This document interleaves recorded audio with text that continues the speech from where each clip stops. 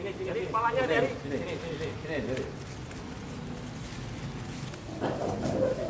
Petugas dari Kodam 2 Sriwijaya, dalam hal ini Denintel dan Pomdam 2 Sriwijaya, berhasil menangkap saudara Dery.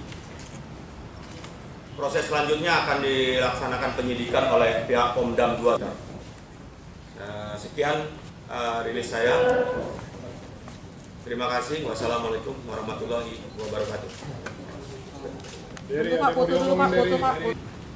Kasus dugaan pembunuhan yang dilakukan oleh oknum TNI dalam hal ini bernama Dery Permana. Sementara ini udah pemeriksaan awal saja, ya. Jadi dia sudah berpacaran itu sekitar mulai dari SMA, ya dari SMA. Orang tuanya juga saling menyetujui. Mengapa dia tega? Ya karena mungkin dia belum siap, ya dia kalut, dia belum siap karena dia masih pendidikan. Dia yang bersangkutan sempat mengaku hamil, tapi kita belum dapat bukti-bukti yang jelas bahwa almarhum itu hamil. Ya, nah, itu yang perlu diketahui rekan-rekan.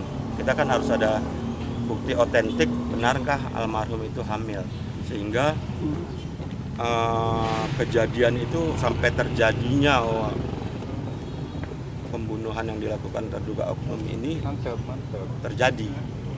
Komandan, apakah korban saat itu sempat disetubui oleh tersangka ini? Karena posisi dia kan telanjang itu waktu itu.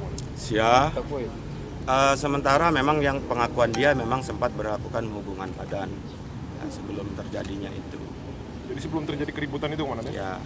Barang bukti yang disita dari hasil ini?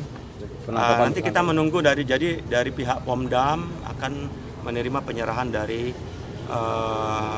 Polda Sumsel, ya karena ini kan kaitannya sama anggota TNI, ya jadi Pomdam yang akan memeriksanya. Dalam hal ini pihak Kodam 2 akan inilah istilahnya kita akan terbuka, ya.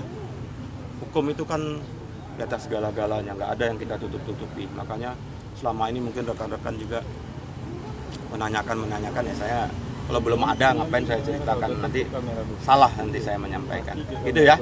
Jadi Komandan, ini selanjutnya akan di